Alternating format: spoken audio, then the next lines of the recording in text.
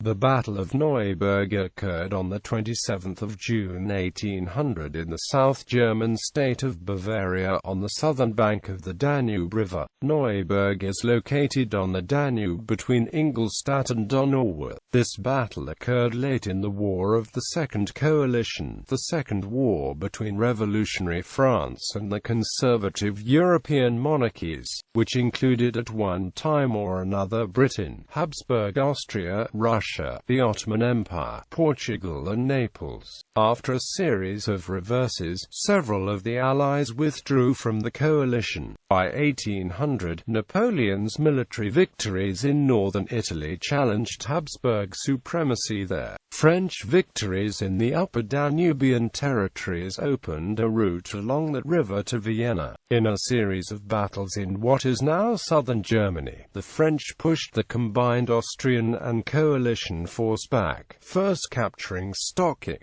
then Mescharge, then Biberach. After his loss at Biberach, the coalition commander Palcray withdrew to the fortress at Ulm, leaving detachments to secure the Danube crossings that lay further to the east at Hochstadt, Blindheim, Donauwörth, and Neuburg. The battle at Neuburg was the last of the Danube campaign for the summer of 1800. The armistice between the Habsburgs and the French was signed a couple of days later and ended in late November, and the French ultimately defeated the Austrians at the battles at Ampfing and Hohenlinden. The heaviest action of the battle occurred in the village of Unterhausen, in the outskirts of Neuburg. Background: by early 1799, the French Directory had become impatient with stalling tactics employed by Austria. The uprising in Naples raised further alarms, and recent gains in Switzerland suggested the timing was fortuitous to venture on another campaign in northern Italy and southwestern Germany. At the beginning of 1800, the armies of France and Austria faced each other across the Rhine. Feldzumeister Palcray led approximately 120,000 troops. In addition to his Austrian regulars, his force included 12,000 men from the electorate of Bavaria, 6,000 troops from the Duchy of Württemberg, 5,000 soldiers of low quality from the Archbishopric of Mainz, and 7,000 militiamen from the county of Tyrol. Of these, 25,000 men were deployed east of Lake Constance to protect the Vorarlberg. Kray posted his main body of 95,000 soldiers in the L-shaped angle where the Rhine changes direction from a westward flow along the northern border of Switzerland to a northward flow along the eastern border of France. Unwisely, Kray set up his main magazine at Stockach near the northwestern end of Lake Constance, only a day's march from French-held Switzerland. Strategic importance of Danube Valley. The French war goal, to occupy Vienna and force the Habsburgs to accept and comply with peace terms established in 1798, required a double-pronged invasion through northern Italy, which First Consul Napoleon commanded, and through southern Germany, a campaign that fell to Morrow.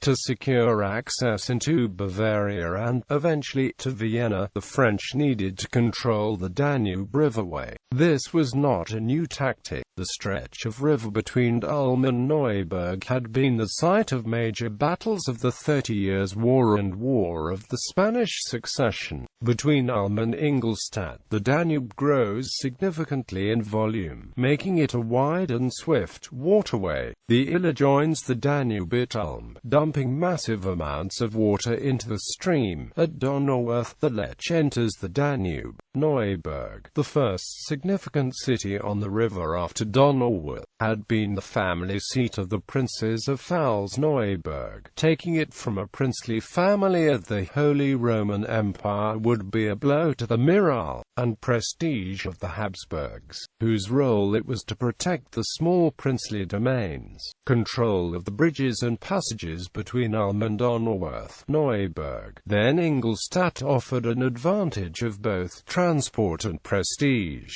Preliminary to battle, after withdrawing from Biberach, Kray waited at Ulm for Morrow's assault, which did not come. Instead of striking directly at the well-fortified and supplied city, Morrow's 1st Division, approaching Ulm from the south, suddenly veered to the east and struck at the smaller forces posted between Ulm and Donauwörth. Its commander, Claude Legerbe, secured posts in Landsberg and Augsburg, and left sufficient rearguard troops to protect himself from Prince Roostplauen, who remained in the Tyrol guarding mountain access to Vienna. Legerbe then approached Dettingen, Blindheim and Hochstadt. The corps of General Paul Grenier had been posted with its right flank to the Danube and Günzburg, and the left flank at Kinsdorf. General Richard Pans protected both shores of the Iller, covering the road from Ulm south to Memmingen, and secured communication with Switzerland. There, he withstood considerable skirmishing with the Austrians. 3 divisions of reserve remained at the hamlets of Kamlich and Meindl, to support an attack made by General Legerbe on Ulm, in a case it should succeed, or Grenier's attack upon Günzburg, in case Legerbe should not succeed. At the battle at Hochstadt, a full Austrian corps maintained possession until dislodged by repeated attacks of carabiners, cuirassiers and hussars, who took about 2,000 of the Austrians and Württembergers as prisoners, along with some cannons and standards.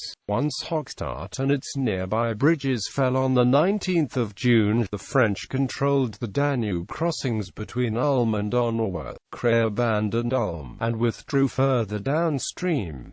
The next French target would be Neuburg.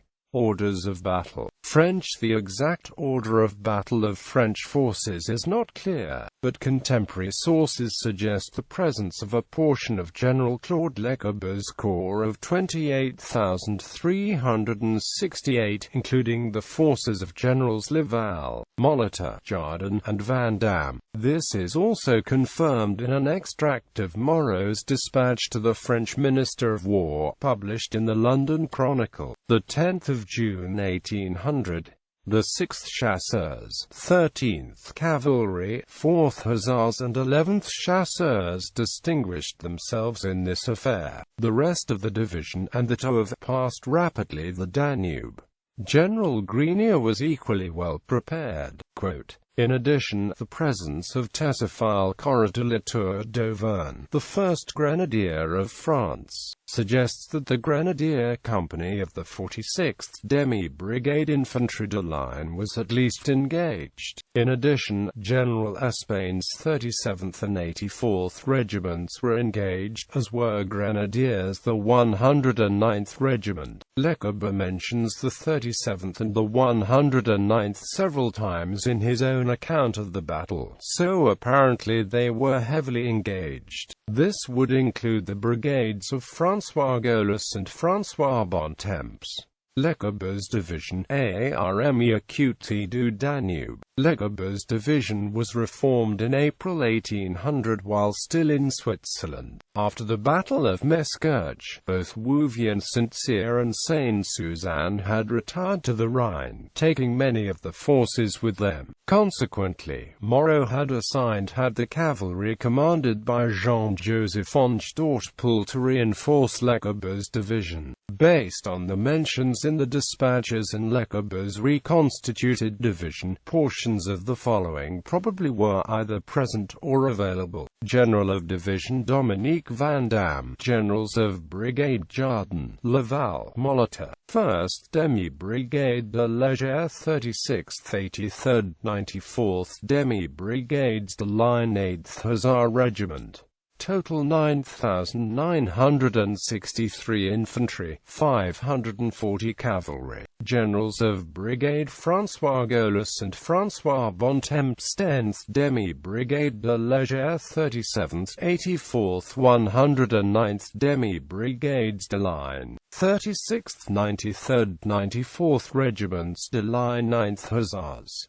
Total 8,238 infantry, 464 cavalry. General of Division Montrichard and General of Brigade Joseph Augustin Fournier 10th Demi Brigade de Légère 38th, 67th Regiments de Line. Total 6,998. General of Division Etienne Marie-Antoine Champion de Nansouty Combined Grenadiers, 25th Cavalry, 11th Dragoons, 12th Chasseurs. Total 1,500 infantry, 1,280 cavalry. The Austrian force included FZM Baron von Krey, commanding infantry regiments Wenkheim No. 35, Urbich No. 42, Kerr Regiment Lothringen No. 7, Hohenzollern No. 8, Kinsky No. 12, Dragoon Regiment La Tour No. 11.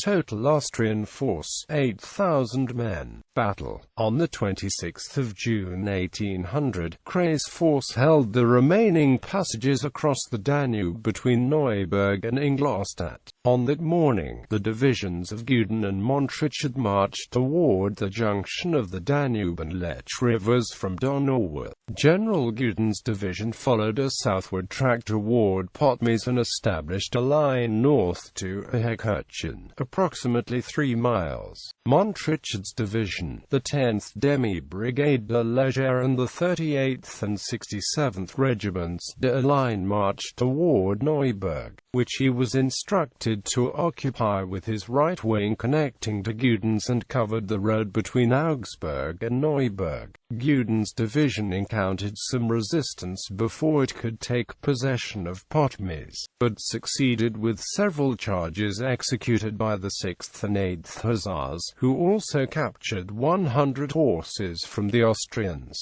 General Patht, who commanded the brigade on General Guden's left, took control of Hekirchen with little opposition. General Montrichard's division approached Neuburg on the causeway that ran parallel to the river and took possession of the outskirts of the city, with little problem. Krey's troops joined with Prince Rusplan and emerged from Neuburg to defend the outskirts. Both Austrian forces were unprepared for battle at the moment, which allowed Montrichard's troops to penetrate within 4 miles of the city with little opposition. Espain's brigade supported the advance guard, and after a brief action took the heights of Oberhausen with the 37th and the 84th Regiments. By early afternoon, the Austrians had recovered the village of Niederhausen, but the village of Unterhausen remained in French hands. Defended by 100 marksmen, portions of the 37th Regiment and the 1st Company of Grenadiers of the 109th Regiment. For this point on, combat centered on the village of Unterhausen, 3.8 miles west-southwest of Neuburg center. A few French platoons drove the Austrians from the forest located between the village and the Danube with a bayonet charge by the grenadiers of the 109th. As French reserves arrived, the Austrians counterattacked and retook the woods, the heights at Oberhausen, and the village. According to Lecober's account, the Austrians, emboldened by this first success, soon covered all the surrounding heights, on which they planted about 25 or 30 pieces of cannon. At 8 o'clock at night, after 12 hours of battle, companies of the 14th and 46th Regiments moved along a small road on the right of the village, and another group proceeded on the left, enveloping the village. The subsequent simultaneous French attack at both flanks and the center convinced the Austrians that,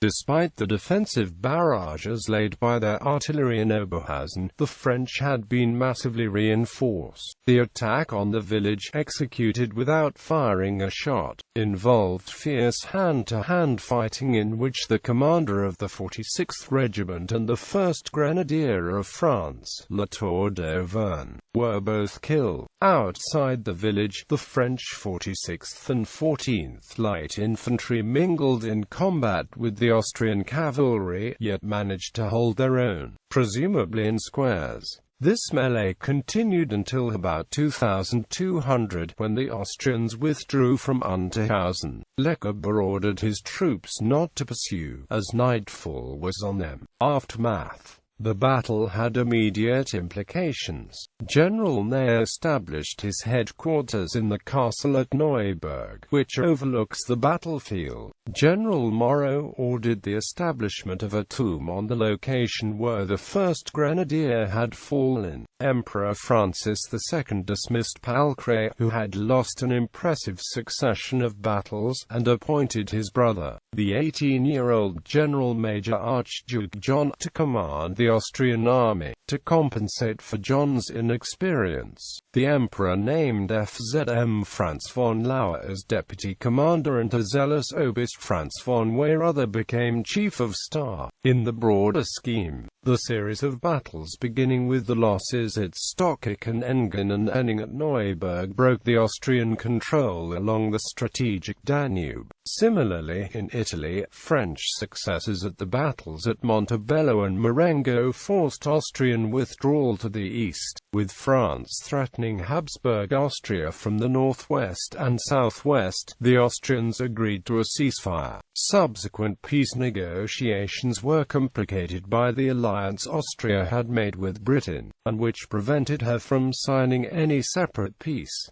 The British entered the negotiations to bolster the weakened ally. Initially Britain, which had successfully blockaded French ports, refused the French terms and offered counter-terms in September 1800.